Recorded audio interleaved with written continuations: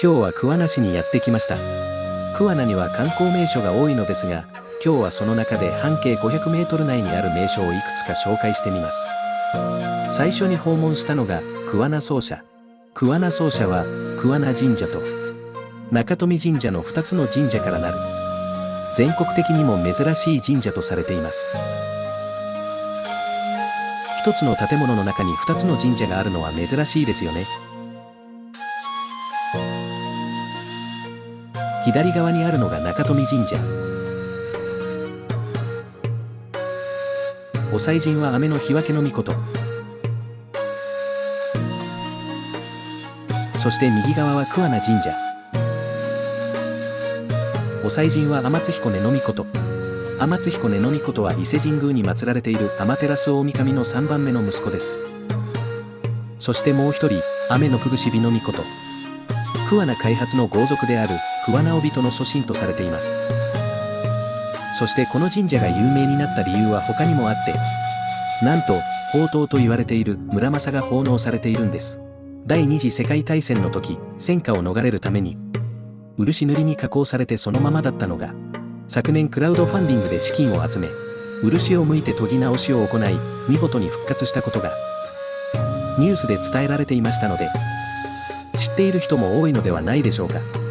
無料で見学ができるとのことだったので、御朱印帳を書いてもらう間に見せていただきました。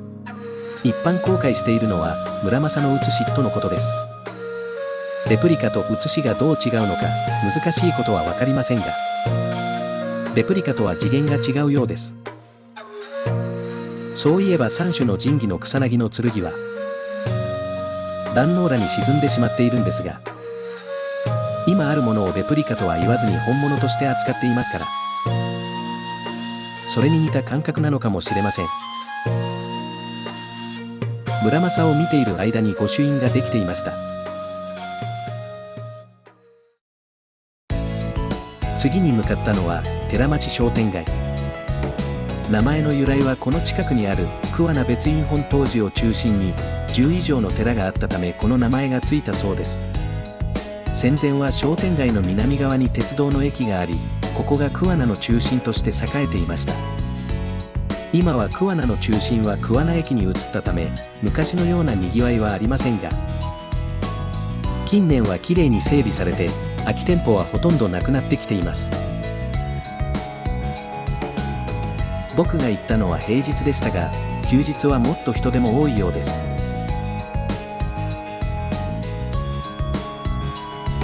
また、毎月3と8がつく日は多くの出店者が集まりにぎわっているようです。画面の右側が桑名別院本湯寺、通称御母さんです。右手に見えるのは住吉浦。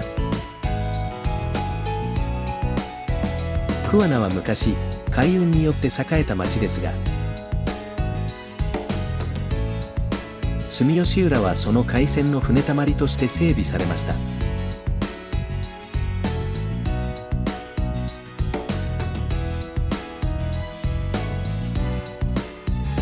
ここは桑名七里の渡し公園。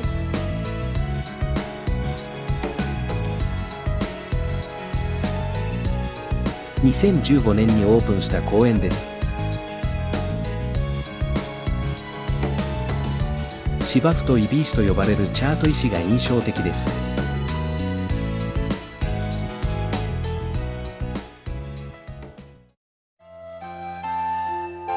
次に向かったのが六花園です。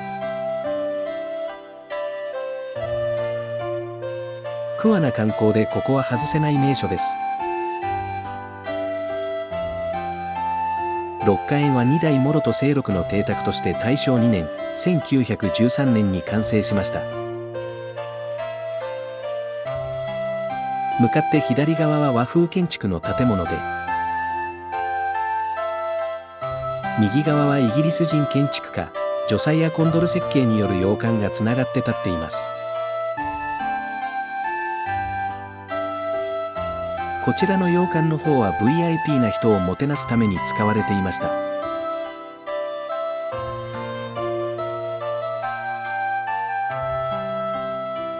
正面に見える入り口は、清六と招かれた人だけが通れたとのことです。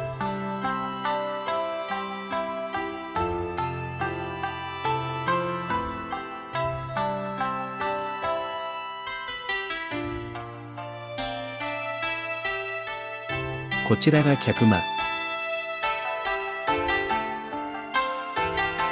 こちらは食堂です。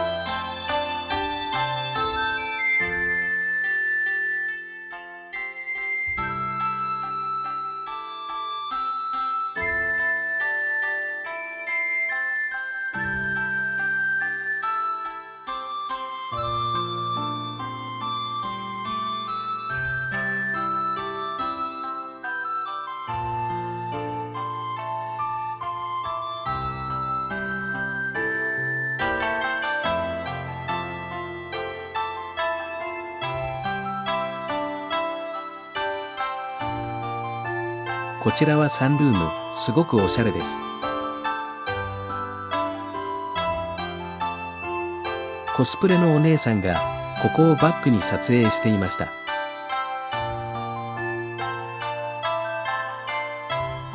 初代諸戸清六は1846年生まれで、父親の事業失敗により2000両近くの借金の中、18歳で家督を継ぎ、船一艘だけでがむしゃらに働き、わずか2年で借金を返済。その後はいろいろな商売で財を成し、鈴鹿山脈と丹沢山地の土地を所有した。山林王と言われるまでになった人です。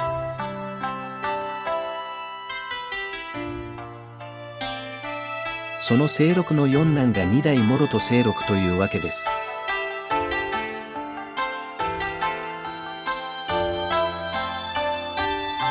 平成3年に諸戸家から桑名市に寄贈されて、平成5年から一般公開されました。そして平成9年には国の重要文化財に指定されました。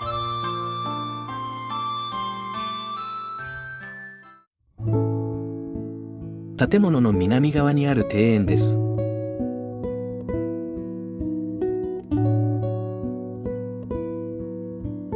地線回遊式で建築当時の状態を保っています。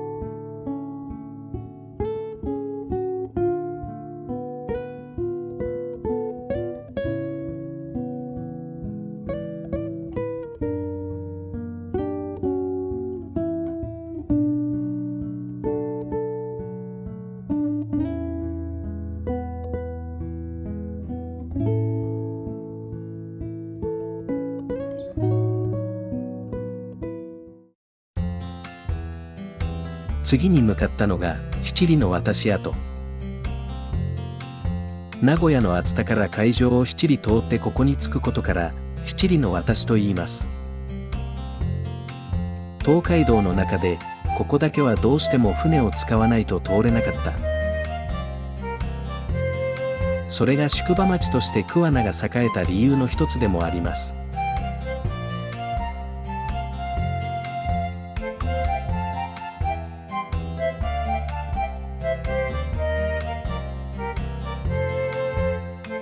次に向かったのが休暇公園桑名城跡です。ここは家康の家臣で戦ではかすり傷一つ負ったことがないと自負する本田忠勝が城主だったお城です。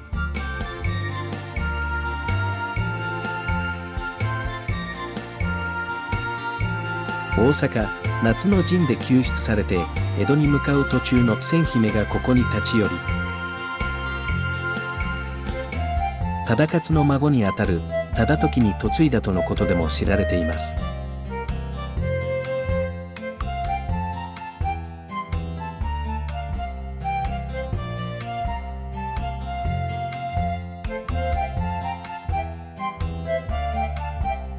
ここ桑名城の内堀はすごく大きくて、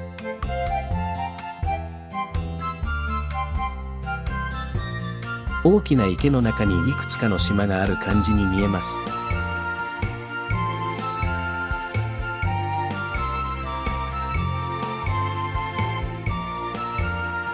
ここが天守閣が建っていた場所です。